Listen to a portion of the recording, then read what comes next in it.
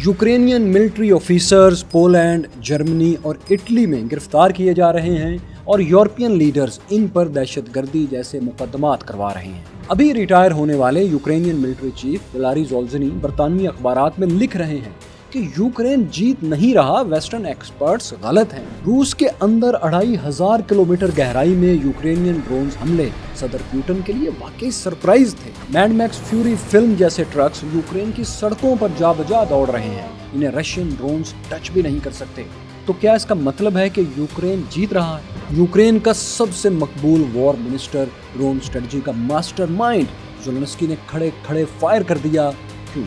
रूस के पास यूक्रेन की कामयाब डीप स्ट्राइक स्ट्रेटजी का जवाब क्या है और ये स्ट्रेटजी क्या है? सिर्फ 2000 आबादी के शहर कोस्टंतानिफ्का के लिए 70,000 जानें क्यों कुर्बान कर रहे हैं ये लोग? एनिमी एट द गेट्स जैसी सिचुएशन है, इमारतें खंडर बन चुकी हैं और खंडरों में स्नाइपर्स ताक लगाए गए। यूक्रेन कुछ ऐसा कर रहा है जो नेपोलियन और हिटलर भी नहीं कर पाए थे। हमारी करेंसी में ये रकम कोई 185-190 अरब रुपए बनती है।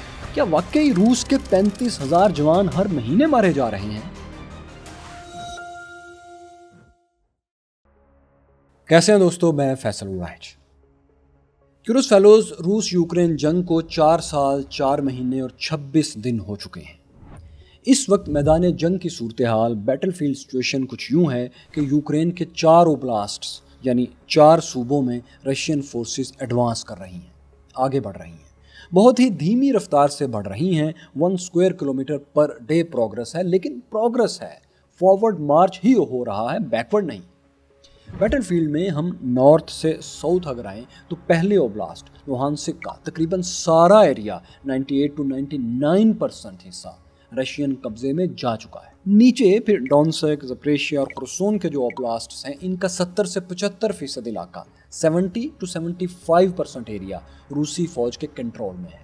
इन चारों रीजन्स में सबसे खौफनाक और तंदोतेज लड़ाई, स्ट्रेटजिक बैटल इस वक्त डोनेट्स्क ओब्लास्ट में जारी है, क्योंकि इसी रीजन में वो हाई पॉइंट्स हैं, वो बुलंद मुकामात हैं जिन पर कब्जा करना दोनों फोर्सेस के लिए स्ट्रेटजिकली सबसे अहम है। डोनेट्स्क का तो पूरा रीजन ही रशियन प्रेसिडेंट व्लादिमीर पुतिन के लिए इस वक्त हाईएस्ट प्रायोरिटी बना हुआ है, पहली तरजीह है।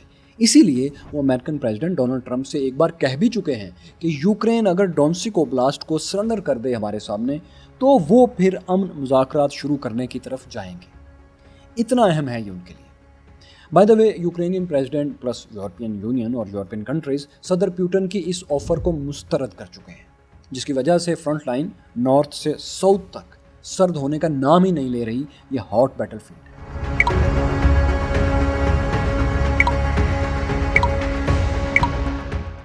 क्यूरोस फेलोज, वैसे तो यूक्रेन रशिया की पूरी 1250 किलोमीटर की फ्रंट लाइन, 1250 किलोमीटर की ये फ्रंट लाइन ही घुमसान का रन है, लेकिन इसमें जो आई ऑफ द स्टॉर्म है, जो बुनियादी मार्का है, जहां पिछले 10 माह से खौफनाक ड्रोन वॉरफेयर जारी है, वो डोनेट्स्क का कोस्टंतानिफ्का का महावे जंग है।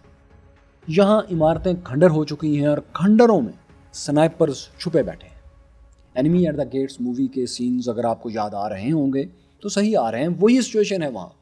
पिछले साल अगस्त में पहली बार रशियन फोर्सेस इस कस्बे में दाखिल हुई थीं। उन्होंने इस पर कब्जे का दावा भी कर दिया था, लेकिन वो पूरी टेरिटरी होल्ड नहीं कर पाए थे, क्योंकि यूक्रेनियन फोर्सेस एएफयू ने इसे बचाने के लिए सारी ताकत इसी एक स्ट्रेटजिक पॉइंट पर झोंक दी थी। इस महाज को इतनी अहमियत देने की वजह यह थी कि यूक्रेनियन फोर्सेस नॉर्थ के पहले अहम तरीन सूबे लुहानस्क ओब्लास्ट को मुकम्मल तौर पर खो चुकी हैं, और दूसरा डोनेट्स्क, उसका भी 75% हिस्सा पहले ही रशियंस के कब्जे में जा चुका है। अब इसी सूबे के, इसी ओब्लास्ट के बुनियादी मिलिट्री पॉइंट कोस्टंतानिफ्का को खोने का मतलब ये होगा कि वो एक और पूरे का पूरा सूबा, कंप्लीट ओब्लास्ट, किसी भी मुज़ाकरात की मेज़ पर बैठने से पहले ही खो चुके हैं। और कमज़ोरी, इस महाज पर मुमकिन शिकस्त फाश या जीत की यूक्रेनियन और रशियंस दोनों के लिए बहुत ज़्यादा सिंबॉलिक और मिलिट्री वैल्यू है, क्योंकि यूरोपियंस और यूक्रेनियंस में अवामी सतह पर जंग की हमायत तब तक ही कायम रहेगी और बढ़ेगी जब तक ये उम्मीद जिंदा रहेगी कि यूक्रेन रशिया के मुकाबले में जीत सकता है। अगर लुहानस्क की तरह ये दूसरा ओब्लास्ट भी, डोनेट्स्क भी मुकम्मल हाथ से निकल जाता है, तो न सिर्फ यूक्रेन बल्कि पूरे वेस्ट की जंगी हिकमत अमली, प्रोपागंडा और पावर प्रोजेक्शन धरी की धरी रह जाएगी। वहाँ के लोग कहेंगे निकलो इस जंग से, ये एक लॉस्ट कॉज है। ऐसे में फिर ये होगा कि यूक्रेन के हामी भी इसे रशियन टर्म्स पर, व्लादिमीर पुतिन की टर्म्स पर सीज फायर के लिए मजबूर करने लगेंगे कि किसी बहाने जंग तो ख़त्म हो। सो यूक्रेन को ये जंग जीतने के लिए, अच्छी पोजीशन के लिए हर सूरत कॉन्स्टेंटिनोवका के महाज पर जीतना है या इसको बचाना है। दूसरी तरफ रूस अगर यहाँ जीत जाता है तो जाहिर है वो 2 ओब्लास्ट मुकम्मल जीत कर अपने उस ऐलान को मुकम्मल कर सकता है, उस फतह का ऐलान कर सकता है कि वो पूरा डॉनबास चाहता था और उसने जीत लिया। याद रहे दोस्तों कि सोवियत रशिया के दौर में लुहांसिक और डोनेत्स्क का ये मुश्तरका इलाका, नॉर्थ के ये जो 2 ओब्लास्ट हैं, इन दोनों को डॉनबास कहा जाता था और ये इसकी बहुत बड़ी इंडस्ट्रियल अहमियत थी। आजकल नहीं है लेकिन उस वक्त थी। तो जब पुतिन पूरे डॉनबास की बात करते हैं कि ये मैं हर सूरत हासिल करूंगा, तो इससे मुराद यही है कि लुहांसिक और डोनेत्स्क के दोनों पूरे ओब्लास्ट जब तक वो मुकम्मल फतह नहीं कर लेते, इसको बतौर बफर जोन अपने पास नहीं रख सकते, वो किसी सूरत जंग बंद नहीं करेंगे। ज़परेशिया और खरसून भी उनके पास ही रहेंगे, वो इसको भी नहीं छोड़ेंगे, क्योंकि इसी तरह वो फिर अपने वेस्टर्न फ्रंट को क्रीमिया तक, नीचे तक महफूज बना सकते हैं, एक अच्छा बफर जोन बना सकते हैं। तो खैर हम बात कर रहे थे कि कॉन्स्टेंटिनोवका की जिस एक एक बिल्डिंग के लिए, एक एक इंच के लिए, एक एक गली के लिए लड़ाई जारी है, वो कुछ इस तरह है कि किसी एक बिल्डिंग पर कब्जा करने वाला ग्रुप भी अपने झंडों के साथ उस घर की, उस बिल्डिंग की फुटेज भी जारी कर देता है बतौर प्रोपेगेंडा, और दूसरा ग्रुप ऐसे दुश्मन के खुफिया ठिकाने पर फिर ड्रोन हमले करके, कुछ भी मिसाइल मार कर फिर उसकी वीडियो जारी कर देता है कि देखें वो तो झूठ बोल रहा था। एक अंदाजे के मुताबिक सिर्फ इस एक महाज पर, इस एक छोटे से शहर पर अब तक दोनों फोर्सेस की कम से कम 70,000 से ज़्यादा हलाकतें हो चुकी हैं। अफसोसनाक मुवाजना ये है कि इस कस्बे की कुल आबादी भी 70,000 ही थी जंग से पहले, जबकि अब यहाँ सिर्फ 2,000 लोग आबाद हैं, और वो भी सारे के सारे बूढ़े, कमज़ोर या माजूर लोग हैं जो छोड़कर जा नहीं सकते थे। मतलब यूक्रेनियंस खुद भी किसी तरह समझने लगे हैं कि वो इस जगह को ज़्यादा देर होल्ड नहीं कर सकेंगे, बल्कि जो यूक्रेनियन सोल्जर्स यहाँ लड़ने के लिए दूसरे महाजों से भेजे जा रहे हैं, वो अपने सहाफ़ियों को चलते फिरते कहीं मिल जाते हैं तो कहते हैं कि हम कहाँ जा रहे हैं, हम तबाही की तरफ जा रहे हैं, डिज़ास्टर की तरफ। मतलब वो जानते हैं या समझते हैं कि ये एक लॉस्ट काज है जिसमें उन्हें यूरोप और यूक्रेन झोंक रहा है। इसी तरह यूक्रेनियन फुट सोल्जर्स ने एक जगह यूरोपियन सहाफ़ियों को देखा तो तंजन कहा कि ओह, रिपोर्टर्स आए हैं, हम तो जैसे तुम्हारे विज़िट और मदद के मुंतज़र थे और तो हमें कोई काम नहीं। वो रहा हमारा कमांडर रेडियो वाला, उससे जाकर इंटरव्यू कर लो। Репортеры? Да. Добрий день. Ждем гості вас. На допомогу. Комбата змінить. А що комбат? А ось іде комбат. यूक्रेनियन सोल्जर्स के, फुट सोल्जर्स के ये जुमले साफ बता रहे हैं कि उनकी फ़ौज में वो जवान बड़ी तादाद में हैं जो बहरहाल इस जंग को एक हारी हुई जंग समझने लगे हैं। और क्यों ना समझें, इसी स्ट्रेटजिक शहर कॉन्स्टेंटिनोवका में सूरत हाल ये है कि शहर का तकरीबन 40% हिस्सा रशियन फोर्सेस के कब्ज़े में जा भी चुका है और 3 अतराफ़ में रशियंस शहर को 10 माह से घेरे हुए हैं। रूसी ड्रोन्स रोज़ाना सैकड़ों परवाज़ें इसी शहर और इसके उन रूट्स पर कर रहे हैं जहां से रीइंफोर्समेंट्स और सप्लाईज़ यहां पर आती हैं।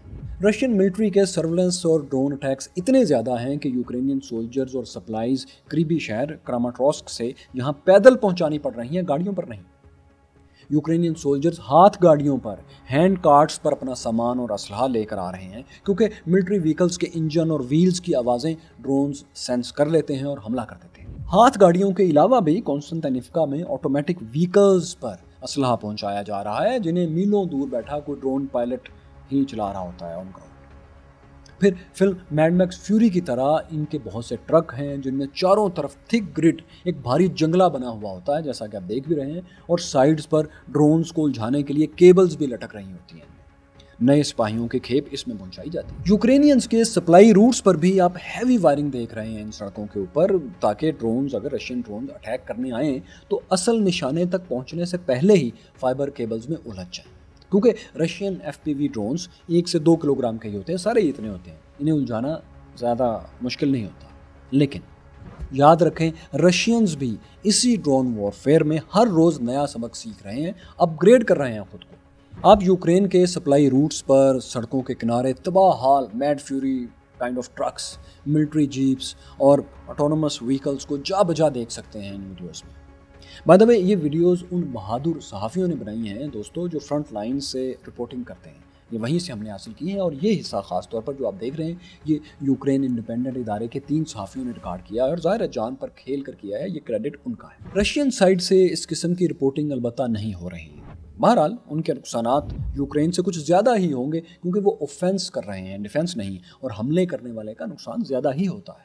ہاں، یہ الگ بات ہے کہ وہ زیادہ نقصان کے باوجود اس وقت وننگ پوزیشن میں ہیں، ڈیسائسولی 19 سے 20% یوکرینین ٹیریٹری پر رشینز کا قبضہ ہے۔ کونستنٹینیفکا اور پھر پورے ڈونسک اوبلاسٹ کو بھی زیادہ دیر تک بچا پانا یوکرینین ملٹری کے بس کی بات اب نہیں رہی، اس لیے وہ اپنے یورپین پارٹنرز کے ساتھ مل کر کچھ ایسی اسٹریٹجی ایگزیکیوٹ کر رہے ہیں جو آج تک نپولین اور ہٹلر بھی کامیابی سے نہیں کر پائے تھے۔ یہ نئی اسٹریٹجی کیا ہے اور اس کی ایک جھلک دنیا نے 6 جولائی کو کیا دیکھی تھی؟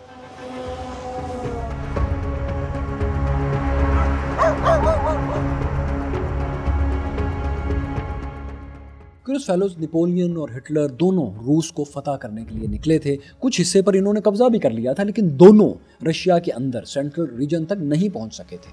نپولین اور ہٹلر دونوں ہی قریب 1000 کلومیٹر میکسیمم اندر پہنچ سکے تھے، تھوڑے بہت فرق کے ساتھ ماڈرن بارڈرز کے حساب سے اگر ہم دیکھیں تو۔ لیکن 6 جولائی کے دن یوکرین کی اسپیشل آپریشن فورسز نے SOF نے رشیا میں 2500 کلومیٹر اندر 2500 کلومیٹر اندر کامیاب ڈرون سٹرائکس کر کے دکھائی تھی۔ یہ حملے سائبیرین ریجن میں کیے گئے تھے جہاں اومسک ریفائنریز ہیں۔ ان سٹرائکس نے رشین فورسز کی یہ کیلکولیشن غلط ثابت کر دی تھی کہ یوکرینین ملٹری ڈیپ پینیٹریشن نہیں کریں گی، کیونکہ جواب میں رشین فورسز اس سے زیادہ رسپانس دیں گی، خوفناک رسپانس دیں گی۔ لیکن ظاہر ہے ایسا ہوا، اور یہ نئی اسٹریٹجی کا پیک پوائنٹ تھا، اس نئی حکمت عملی کا جو ویسٹرن نیٹو پاورز نے، امریکہ نے مل کر یوکرین کے ساتھ بنائی تھی۔ اور اس اسٹریٹجی کی ویسے ڈیٹیل کیا تھی؟ ڈیٹیل اسٹریٹجی کی یہ تھی کہ رشین ملٹری مشین کو کھڑے کھڑے جیم کر دیا جائے۔ وہ اس طرح کہ رشینز کے پاس فرنٹ لائنز پر جو 1250 کلومیٹر کی فرنٹ لائن ہے اس پر گاڑیوں اور جنریٹرز کے لیے تیل اور گیس پہنچنے ہی نہ دی جائے۔ لیکن اس میں ایک مسئلہ تھا، وہ یہ کہ روس تو خود تیل اور گیس پیدا کرنے والا ملک ہے، امریکہ اور سعودی عرب کے بعد سب سے بڑا ایکسپورٹر بھی ہے، تو پھر کیسے اس کی انرجی سپلائیز بند کی جائیں؟ اس کا حل یہ نکالا گیا تھا کہ روس کے اندر جہاں جہاں آئل اینڈ گیس ریفائنریز ہیں، کتنا بھی ڈیپ ہیں، جہاں جہاں سے خام تیل کو صاف ستھرا کر کے پائپ لائنز یا ٹینکرز میں ڈال کر ٹرانسپورٹ کیا جاتا ہے اور فرنٹ لائن تک پہنچایا جاتا ہے، ان تمام سورسز پر اٹیکس کیے جائیں۔ انہی انفراسٹرکچرز کو، فیسلٹیز کو ایک ایک کر کے تباہ کر دیا جائے گا، تو ظاہر ہے رشین ملٹری مشینری کھڑے کھڑے جیم ہو جائے گی، اور اس سے 2 مقاصد حاصل ہوں گے۔ ایک تو یہی کہ جب رشین آرمی کی گاڑیوں کو، وہیکلز کو، اس کی ملٹری انڈسٹریز کو اور ملٹری کیمپس کو انرجی سپلائی نہیں ہوگی، تو ان کی یوکرین میں ایڈوانس کرنے کی، حتیٰ کہ ڈیفنس کرنے کی اور مزید علاقے فتح کرنے کی صلاحیت بہت ہی کمزور ہو جائے گی، بلکہ ختم ہونے کے برابر ہو جائے گی۔ روس الٹا ڈیفینسو پوزیشن میں چلا جائے گا، تو خود ہی امن مذاکرات کی بھیک مانگنے لگے گا۔ یہی ایک مقصد تھا۔ دوسرا مقصد یہ تھا جو حاصل کیا جانا تھا کہ انتہائی گہرائی میں اٹیکس کرنے اور آئل ریفائنریز کو تباہ کرنے سے روس میں عوامی سطح پر بھی گیس اور تیل کی کمی پیدا ہو جائے گی، جس سے رشین عوام میں اس جنگ سے، یوکرین کے خلاف جنگ سے بیزاری پیدا کرنا آسان ہو جائے گا ویسٹرن پروپیگنڈا کے لیے۔ obviously جب رشین شہری پیٹرول اور گیس اسٹیشنز پر لمبی قطاروں میں کھڑے ہوں گے تو وہ جنگ کو جاری رکھنے کی حمایت تھوڑی کریں گے۔ ملٹری لینگویج میں اسے ہم کہیں گے کہ یوکرینین اور یورپینز رشینز کے لیے کاسٹ آف وار اتنی بڑھا دیں گے کہ اس کی فورسز کے لیے ایڈوانس کرنا اور نئے سولجرز عوام میں سے بھرتی کرنا ناممکن ہو جائے گا۔ اس کے بعد رشین پریزیڈنٹ ولادیمیر پوٹن کو کمزور پوزیشن میں مذاکرات پر لانا آسان ہو جائے گا، اور یہی 6 جولائی کو کرنے کی کوشش کی گئی، یعنی یہ مقصد حاصل کرنے کی کوشش کی گئی۔ یاد رکھیں لیکن کہ یہ اسٹریٹجی کئی ماہ سے جاری تھی، 6 جولائی کا دن صرف اس کا پیک پوائنٹ تھا۔ سوموار کے دن، منڈے کے دن، جس اومسک ریفائنری پر ڈرون اٹیکس کیے گئے یوکرین کی طرف سے، یہ روس کی سب سے بڑی آئل ریفائنری تھی۔ واشنگٹن پوسٹ کے مطابق یہاں روس کا 12% آئل، 12% آئل ریفائن اور ٹرانسپورٹ ہوتا تھا یہاں سے، کوئی 4,60,000 بیرلز روزانہ۔ یہ رشیا کا بہت بڑا نقصان تھا یہاں پر حملہ ہونا۔ رشین پریزیڈنٹ اس اینٹ کا جواب اگر پتھر سے نہیں دیتے تو اس کا مطلب تھا کہ ان کے خلاف بنی ہوئی ڈیپ سٹرائک سٹریٹجی کامیاب ہو گئی۔ دشمن نے رشیا کو خوفزدہ کرنے کے دونوں مقاصد حاصل کر لیے، رسپانس ان کی طرف سے آنا تھا اور آیا۔ اسی رات روس نے اکراس دا یوکرین 419 419 پروجیکٹائلز فائر کیے، کائنیٹک اٹیکس کیے۔ ان میں 68 میزائلز تھے جن میں بیلسٹک، کروز، ہائپرسونک سبھی شامل تھے، جبکہ 351 351 ڈرونز تھے۔ इस भरपूर नेशन वाइड अटैक का टारगेट यूक्रेनियन कैपिटल कीव था, साउथ वेस्ट में ओडिशा था, डिनेप्रो था और खार्किव था। इस रशियन रिस्पॉन्स ने, इस पावरफुल रिस्पॉन्स ने यूक्रेनियन डिफेंसेस को बड़ी भारी कीमत चुकाने पर मजबूर किया। डीप स्ट्राइक स्ट्रेटजी अपनी शिद्दत में बहरहाल उसी रात फेल साबित हो गई। वो इस तरह के यूक्रेनियन डिफेंस लाइंस बुरी तरह एक्सपोज हो गई कि उनके डिफेंस सिस्टम्स के पास तो मिसाइल्स ही ख़त्म हो चुके हैं। उन्होंने कुछ ड्रोन्स को तो इंटरसेप्ट कर लिया क्योंकि इसकी टेक्नोलॉजी यूक्रेनियन ने खुद बना ली है, लेकिन 23 बैलिस्टिक मिसाइल्स, 23 बैलिस्टिक मिसाइल्स में से वो एक भी नहीं रोक पाए। बैलिस्टिक्स और हाइपरसोनिक मिसाइल्स ने उनके चारों रीजन्स को जहाँ चाहा हिट किया। 28 लोग मारे गए, 75 से ज़्यादा ज़ख्मी हुए, मिलिट्री इंफ्रास्ट्रक्चर, रेजिडेंशियल फ्लैट्स और कितनी ही वेपन फैक्ट्रीज़ के परखचे उड़ गए। और ये पहला अटैक नहीं था, ये इसी महीने जुलाई का तीसरा बड़ा अटैक था। तीनों में रशिया ने यूक्रेन पर सैकड़ों प्रोजेक्टाइल एक साथ फायर किए थे। पहले 2 जुलाई को, फिर 5 और 6 की दरमियानी रात और फिर 6 और 7 की दरमियानी रात वाला ये हालिया अटैक 419 प्रोजेक्टाइल्स वाला। जो लोग यूक्रेन के रशिया के अंदर 2500 किलोमीटर गहराई में हमलों को कामयाबी करार देते हैं, वो ये भूल जाते हैं कि यूक्रेन रशिया से बेइंतहा छोटा मुल्क है, रूस से 28 गुना 28 टाइम्स छोटा मुल्क। इसका तो चप्पा चप्पा रशियन प्रोजेक्टाइल्स की जद में होता है। यूक्रेन चंद एक गहरे हमले करके किसी भी तरह रशियन एग्रेशन को बैलेंस नहीं कर सकता। याद रखें, रूस यूक्रेन के अंदर 1100 किलोमीटर डीप पोलैंड के बॉर्डर पर भी अटैक करता रहता है और इससे भी कुछ दूर स्लोवेकिया के बॉर्डर पर रशिया के अंदर जो 1300 किलोमीटर डीप है, वहाँ भी रशियन मिसाइल्स अक्सर हिट करते रहते हैं। इस सब का ये मतलब है कि डीप स्ट्राइक स्ट्रेटजी से नाटो और वेस्टर्न फोर्सेस रशिया को कुछ परेशान तो कर सकती हैं, लेकिन यूक्रेन की जीत का तो ख्याल भी महाल है। और यही बात यूक्रेन के साबिक मिलिट्री चीफ वलारी ज़ोल्ज़नी ने, जो इस वक्त बरतानिया में एम्बेसडर हैं, उन्होंने टेलीग्राफ के आर्टिकल में लिख दी है। उन्होंने लिखा है कि ये समझना कि हम जीत रहे हैं और रूस जंग हार रहा है बहुत बड़ी गलती है। बहुत से वेस्टर्न एनालिस्ट कहना शुरू हो गए हैं, उन्होंने लिखा कि रशिया इफ़ेक्टिवली ये जंग हार चुका है, लेकिन ये अच्छी खासी मिसरीडिंग है। मसले को गलत तरीके से मत देखें, क्योंकि यूक्रेन के रशियन लॉजिस्टिक्स पर और कुछ इंफ्रास्ट्रक्चर्स पर कामयाब हमले और कुछ जगहों से रशियन फोर्सेस का पीछे हटना इस बात का सबूत नहीं है कि जंग ख़त्म हो गई और यूक्रेन जीत गया। जंग को आमियाना अंदाज से देखना मॉडर्न वॉरफेयर को ना समझना है।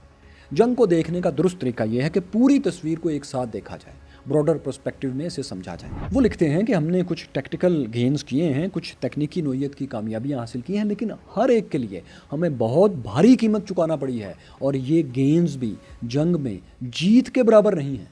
अगर यूरोप वाकई चाहता है कि वो महफूज रहे और रशियन ख़तरे से आइंदा भी आज़ाद रहे, तो उसे चंद नुमाइशी दावों और कोरियोग्राफ्ड कॉन्फ्रेंसेस से ज़्यादा कुछ करना होगा। जैसा कि पहले स्टेप में उसे यूक्रेन की तरह लड़ना सीखना होगा और दूसरे स्टेप में यूरोप को अपने डिफेंस के लिए नया तसव्वुर, नई रीजनल स्ट्रेटजी चाहिए होगी। बल्फाज़ दीगर दोस्तों, जो यूक्रेनियन एम्बेसडर और साबिक मिलिट्री चीफ ने लिखा है वो ये है कि रशियन ख़तरे और अमेरिकन मदद के पुराने तसव्वुर को यूरोप को चाहिए कि मुस्तरद कर दे और नया आइडिया अपनाए। क्यूरियस फेलोज़, ये बात दरअसल उन्होंने बिटवीन द लाइन्स ही कही है कि हमें रूस से बराह रास्त मुज़ाकरात भी करने होंगे, जिनमें अमेरिका और यूरोपियन यूनियन से आज़ाद होकर बात करना होगी। आखिर कुछ भी हो जाए, रूस यूक्रेन का हमसाया और ताकतवर हमसाया रहेगा और हमसाया बदला नहीं जा सकता। बैरूनी मदद मुसलसल कभी भी इतने बड़े ख़तरे से यूक्रेन को नहीं बचा सकती, इसलिए ये स्ट्रेटजी बदलनी होगी जो उस वक्त यूक्रेन और यूरोप की है। ये बिटवीन द लाइन वो दरअसल कहना चाह रहे हैं। आप ये पूरा आर्टिकल लिंक है, आप जाके सर्च करके पढ़ सकते हैं। दोस्तों, ये वो पॉइंट ऑफ व्यू है जो सबसे रैशनल है, सबसे लॉजिकल है और यूक्रेनियन साइड से आया है, और वो भी उनके साबिक मिलिट्री चीफ वलारी ज़ोल्ज़नी की तरफ से। वरना तमाम इम्पीरियलिस्ट माइंड्स यकतरफा बातें कर रहे थे। वो इस बात को नज़रअंदाज कर रहे थे कि यूक्रेनियन प्रेसिडेंट जंग के बाद सियासी मैदान में भी मुसलसल गैर मकबूल हो रहे हैं, क्योंकि वो आए दिन अपनी कोर टीम निकाल देते हैं, नए लोग भर्ती कर लेते हैं, और ये सूरत हाल यूक्रेन के साथ यूरोप की शिकस्त का बायस भी बन सकती है, क्योंकि ये जंग पूरे यूरोप की है। हालिया एक तब्दीली तो इनके गले पड़ चुकी है। वो ऐसे कि यूक्रेन का वो टेक्नोलॉजी मिनिस्टर जिसने ड्रोन सेंट्रिक स्ट्रेटजी तरतीब दी थी अगेंस्ट रशिया, जिसने ड्रोन्स बनाने और अपग्रेड करने के सारे मराहल को लीड किया था, जो यूक्रेन के नौजवानों का हीरो वॉर मिनिस्टर था और टेक्नोलॉजी एक्सपर्ट था, उसे ज़ेलेंस्की ने खड़े खड़े फायर कर दिया। और ये शख्स था 35 ईयर ओल्ड मिखाइल फेदोरोव। اس کو فائر کیے جانے کے خلاف یوکرین بھر میں زیلنسکی کے خلاف مظاہرے اس وقت بھی ہو رہے ہیں اور ویسٹرن کنٹریز کا میڈیا بھی اس پر ناراضگی کا اظہار کر رہا ہے، یعنی ان کے حمایتی۔ مخائل فیدوروو پریزیڈنٹ زیلنسکی کا پہلے ڈیجیٹل ریفارم منسٹر تھا، لیکن جب رشیا نے 2022 میں فل سکیل انویژن کی حملہ کر دیا تو اس کے بعد سے یہ نوجوان ملٹری کے لیے بہت اہم ٹیکنالوجی اسٹریٹجسٹ بن گیا۔ اس نے اس ڈرون اسٹریٹجی کو بنایا، اس کو تخلیق کیا اور اس کو آگے بڑھایا، جس کی مدد سے یوکرین اب تک رشین فورسز کی رفتار کو سست کیے ہوئے ہیں۔ 6 ماہ پہلے اسی سال جنوری میں اسے ڈیجیٹل سے ڈیفنس منسٹر بنا دیا گیا۔ اس وقت تک یہ اتنا مقبول ہو چکا تھا منسٹر کہ کہا جا رہا تھا کہ اگر آج الیکشن ہو تو فیدرو پریزیڈنٹ زیلنسکی کو شکست دے دے گا، یعنی صدر کے لیے، حاضر سروس صدر کے لیے سیاسی خطرہ وہ سامنے نظر آ رہا تھا۔ کہا جانے لگا تھا کہ اب کوئی بہانہ بنا کر یہ اسے ضرور نکال دیں گے، جو کہ جولائی کے مڈ میں انہوں نے کر بھی دیا۔ مخائل فیدوروو نے فارغ ہونے کے بعد اب زیلنسکی پر سخت تنقید شروع کر رکھی ہے۔ وہ جلسوں میں تقریریں کر رہے ہیں کہ پریزیڈنٹ زیلنسکی جنہیں اس وقت ملک کو اکٹھا کرنا ہے، لوگوں کو جوڑنا ہے، وہ ملک کو تقسیم کر رہے ہیں، دھڑے بندیاں کر رہے ہیں۔ یوکرینین حامیوں کے خیال میں بھی پریزیڈنٹ زیلنسکی کے سیاسی داؤ پیچ یوکرینین کاز کو، ملٹری کاز کو نقصان پہنچا رہے ہیں۔ فائنینشیل ٹائمز نے 15 جولائی کے ایڈیٹوریل میں لکھا کہ زیلنسکی کی بار بار ٹیم ری شفلنگ سیلف ڈیفیٹنگ ایکشنز ہیں، یعنی اپنے آپ کو شکست دینے والے کام ہیں، کیونکہ یہ تیسری بار ہے جب وہ عین جنگ کے بیچ میں اپنی کور ورکنگ ٹیم ری شفل کر رہے ہیں، اور ہر بار یہی وجہ بتا دیتے ہیں کہ جنگ ایک نئی سٹیج پر پہنچ چکی ہے، اس کے لیے نئی ٹیم چاہیے، new life for new stage of the war. بلکہ فائنینشیل ٹائمز کا ایڈیٹوریل تو اس سے ایک قدم آگے جا کر لکھتا ہے کہ ایک ایسے وقت میں جب یوکرینین نوجوان ملٹری میں بھرتی ہونا ہی نہیں چاہ رہے، وہ تذبذب کا شکار ہیں، ہیزیٹیشن ہے ان میں فوج میں بھرتی ہونے میں، اور جو لوگ لڑ بھی رہے ہیں وہ بھی تھک چکے ہیں، ایگزاسٹ ہو چکے ہیں، ایسے میں ایک مقبول ڈیفنس منسٹر کو فائر کرنے سے موبلائزیشن میں، یعنی مزید بھرتیوں کی کوششوں میں بہت مشکل پیش آئے گی، دھچکا لگے گا۔ اگر زبردستی بھرتیاں کرنے کی کوشش کی گورنمنٹ نے تو پولیٹیکل ڈی اسٹیبلائزیشن الگ ہوگی، انتشار پھیلے گا۔ واشنگٹن پوسٹ اور دیگر اخبارات ان ملکوں کے جو ہیں انہوں نے بھی زیلنسکی کے اس رویے پر سخت تنقید کرنا شروع کر رکھی ہے کہ وہ ہر مقبول اور کامیاب ہونے والے وار ہیرو کو اپنا سیاسی حریف سمجھنا شروع کر دیتے ہیں اور فائر کر دیتے ہیں۔ یوکرینین عوام کے علاوہ دوستو، ان کے اتحادی ممالک میں بھی جو لوگ ہیں، یعنی یوکرین کے جو اتحادی ممالک ہیں ان کے جو لوگ ہیں یورپ اور امریکہ میں، ایک اور وجہ سے وہ بھی یوکرینین پریزیڈنٹ ولادیمیر زیلنسکی کے خلاف ہوتے جا رہے ہیں، کیونکہ یورپ کے ایک بڑے فائنینشیل ڈیزاسٹر کے پیچھے ولادیمیر زیلنسکی کا ہاتھ دیکھا جا رہا ہے، ان کی پلاننگ دیکھی جا رہی ہے۔ آپ کو 2022 کے نارڈ سٹریم پائپ لائن کے دھماکے یاد ہونے چاہیے۔ قصہ یوں ہے دوستو کہ پچھلے سال اٹلی، جرمنی اور پولینڈ نے گیس سپلائی کرنے والی نارڈ سٹریم پائپ لائن تباہ کرنے والے کچھ ایجنٹس کو گرفتار کر لیا تھا۔ 4 سال پہلے یہ پائپ لائن ٹائم بوم سے اڑائی گئی تھی، تو اس سے یورپ اور خصوصاً جرمنی کا ڈھیر نقصان ہو گیا تھا، کیونکہ جنگ سے پہلے تک یورپین یونین کو انرجی سپلائی کی سب سے بڑی سورس، سب سے بڑا ذریعہ رشیا، روس ہی تھا۔ سب جانتے ہیں پائپ لائنز اور سپلائی روٹس کا ایک جال تھا جو کہیں بالٹک سی کے ذریعے، کہیں بلیک سی کے پانیوں سے اور کہیں ترکی سے ہوتا ہوا یورپ پہنچتا تھا۔ نقشے پر آپ اس کا نیٹ ورک دیکھ بھی سکتے ہیں۔ Curious fellows International Energy Agency IEA کے مطابق رشیا ایک دن میں 38 crore cubic metre gas Europe کو سپلائی کر رہا تھا۔ یہ گیس یورپ کی 40% ضروریات پوری کر رہی تھی، 40%۔ جنگ سے پہلے تک صرف ایک سال کی سپلائی 140 ارب مربع میٹر 140 بلین کیوبک میٹر بنتی ہے۔ یورپی یونین کی انڈسٹری اور پروڈکٹس جو دنیا کی کمپیٹیٹیو مارکیٹ میں زبردست مقابلہ کرتی ہیں، تو اس میں ایک بڑا کردار اسی رشین سستی اور سٹیڈی انرجی سپلائی کا بھی تھا۔ لیکن اس میں جو بنیادی بات تھی وہ یہ تھی کہ یورپین یونین کی جو اکنامک سپر پاور ہے، یعنی جرمنی، اس کا سب سے زیادہ انحصار رشین انرجی سپلائی پر ہی تھا۔ اس کے سٹیکس سب سے ہائی تھے اس جگہ پر، کیونکہ وہ اپنی ضروریات کی 55% gas, 55% gas, 34% crude oil and minerals 34% اور 52% کوئلہ 52% کول رشیا سے امپورٹ کر رہا تھا۔ آپ جانتے ہیں کہ جرمنی نسبتاً اپنے چھوٹے جغرافی اور کم آبادی کے باوجود دنیا کا تیسرا اور یورپین یونین کا سب سے امیر ملک ہے۔ GDP کے حساب سے کوئی $5.4 ٹریلین کی اکانومی ہے اس کی۔ رشیا، سعودی عربیہ، کینیڈا اور برازیل جیسے جغرافیائی طور پر بہت بڑے ملکوں سے زیادہ امیر ہونے کے پیچھے جو راز ہے وہ جرمنی کی کامیاب انڈسٹریل بیس ہے، زبردست انڈسٹریل بیس ہے۔ اور اس کامیاب انڈسٹریل بیس کے پیچھے آدھے سے زیادہ حصہ رشیا کی طرف سے مستقل اور سستی گیس سپلائیز کا تھا۔ اس سپلائی چین کا ایک اہم ترین ماڈرن لنک ایک اسپیشل پائپ لائن نارڈ اسٹریم 1 اور 2 تھی، جو صرف جرمنی کے لیے تھی۔ خاص طور پر یہ 1224 کلومیٹر طویل ایک پائپ لائن انجینئرنگ کا شاہکار منصوبہ تھا۔ اگرچہ رشیا نے جنگ کے شروع میں ہی جرمنی کو گیس سپلائی عارضی طور پر بند کر دی تھی، مگر ظاہر ہے پائپ لائن تو موجود تھی، اسے کسی بھی سیٹلمنٹ کے بعد دوبارہ کھلنا ہی تھا، جرمنی کو سستی گیس ملنا ہی تھی۔ مگر 26 ستمبر 2022 کو کیا ہوتا ہے کہ یوکرین کا ایک آرمی آفیسر سرہی کوزنیٹوف، جسے سرہی کے کہا جا رہا ہے، وہ ایک اپنی ٹیم کے ساتھ بالٹک سی جیسے پرشور اور ہنگامہ خیز سمندر پر پہنچتا ہے۔ وہ اپنی ٹیم کے ساتھ ڈنمارک کے خوبصورت چھوٹے سے جزیرے بون ہوم میں سیر کے لیے آتا ہے، لیکن اس کے ساتھ ایک کشتی بھی ہے، ڈیپ ڈائیونگ کا سامان بھی ہے، دھماکہ خیز مواد بھی ہے، ایکسپلوسیوز بھی ہیں۔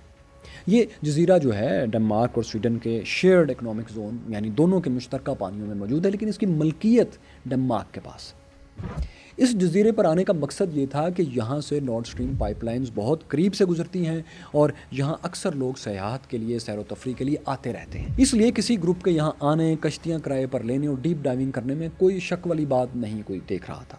ویسے بھی کھلے بالٹک سی میں اگر وہ جاتے، وہاں لہریں اتنی طاقتور اور گہرائی اتنی زیادہ ہے کہ وہاں سے پائپ لائن تباہ کرنا بہت مشکل تھا، اور ٹیم ممبرز کی ہلاکتیں بھی ہو سکتی تھیں، وہ پکڑے بھی جا سکتے تھے، کیونکہ اس کی سیٹلائٹ پیٹرولنگ اس پائپ لائن کی اور اس جیسے ایسٹس کی ہوتی ہے۔ آخر اسی پائپ لائن کی انشورنس بھی تو ہے نا۔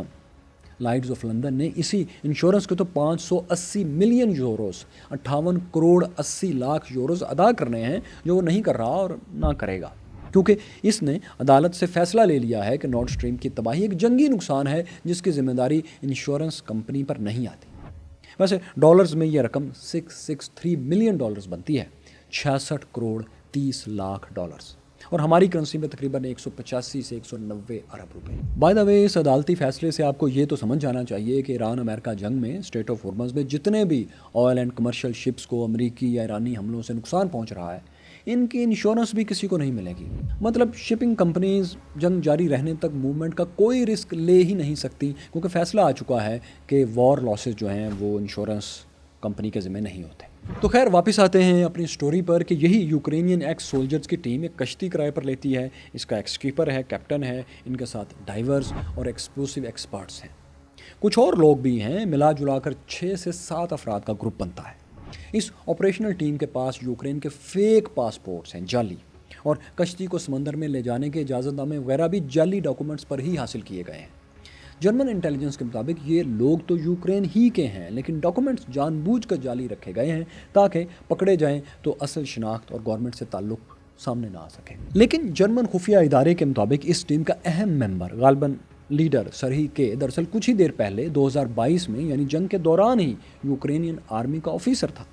اس کے ساتھ دوسرا شخص ولادیمیر زوراولوو تھا، اور یہ ڈیپ ڈائیور تھا، اور اسی نے گہرائی میں جا کر پائپ لائن کے ساتھ بارود اٹیچ کیا تھا۔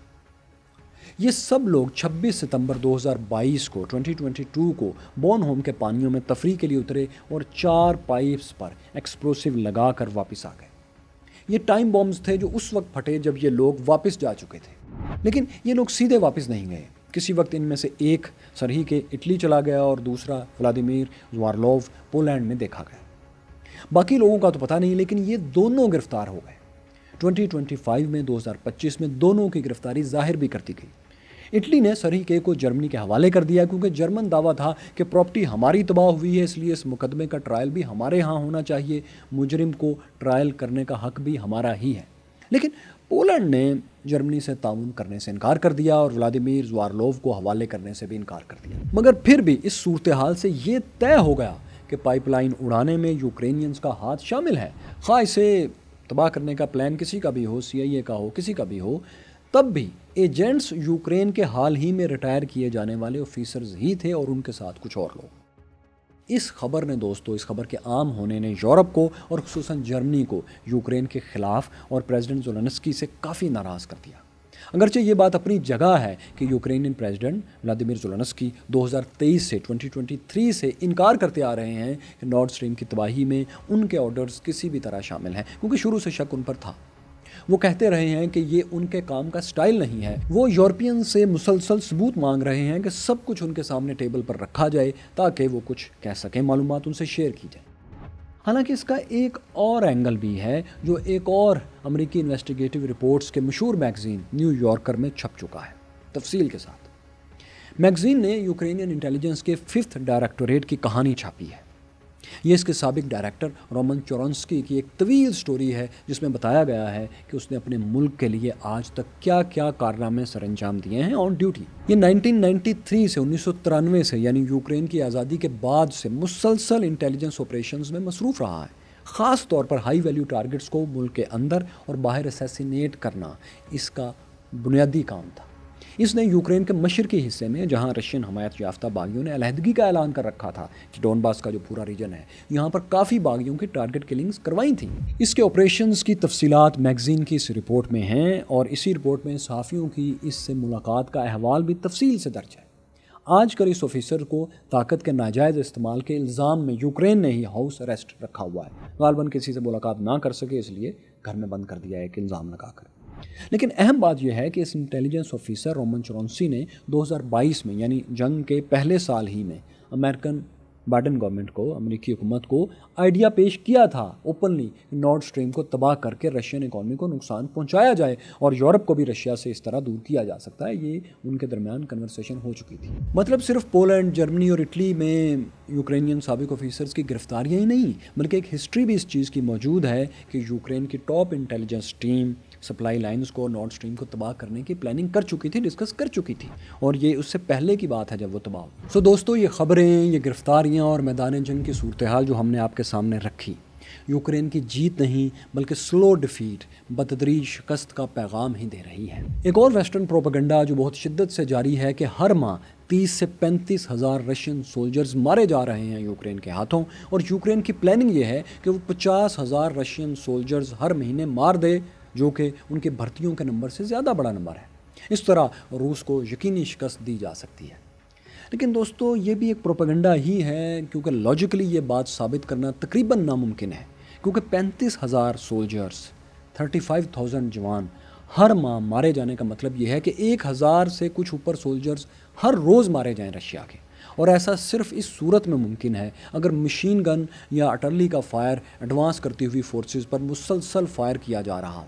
جبکہ ابھی آپ اس ویڈیو کے آخر تک جنگ کی نوعیت اچھی طرح سمجھ چکے ہیں کہ 1250 کلومیٹر کی فرنٹ لائن پر کہیں بھی ورلڈ وار 1 کی طرح, پہلی جنگ عظیم کی طرح مشین گنز کے سامنے ایڈوانس نہیں ہو رہا, نہ ہی اس طرح سے گولہ بارود اور توپوں کی جنگ ہو رہی ہے, بلکہ ڈرونز ہیں جو ایک ایک دو سولجرز کو تلاش کر کے نشانہ لگا رہے ہیں.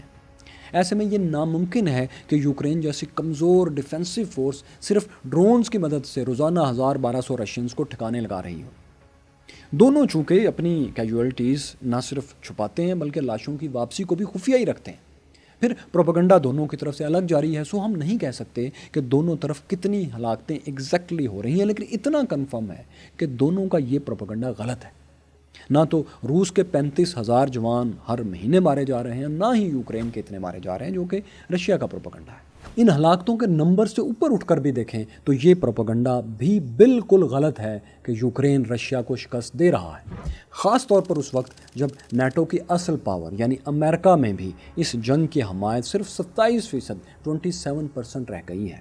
بلکہ وہاں تو حال یہ ہے کہ پریزیڈنٹ ڈونلڈ ٹرمپ یورپ کے سامنے اس اجلاس میں, ٹرکی والے اجلاس میں شرط رکھ چکے ہیں کہ اگر گرین لینڈ میرے حوالے کرو گے تو ہی یوکرین کی جنگ میں تمہاری مدد کروں گا, ورنہ نہیں.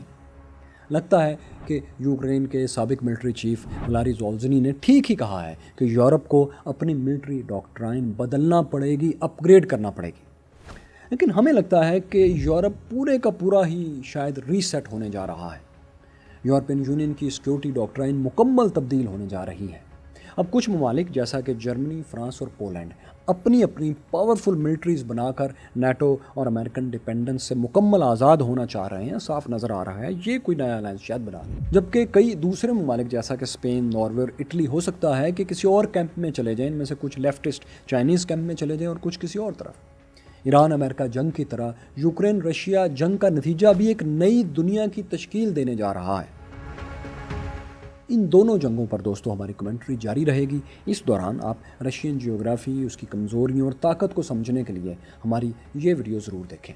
یہاں دیکھیں 1857 کی جنگ آزادی کیا تھی، اور یہ رہی امریکن ہسٹری کی وہ شاندار اردو ڈاکومنٹری سیریز جو شاید آپ کی جیو پولیٹیکل انڈرسٹینڈنگ ہمیشہ کے لیے بدل دے.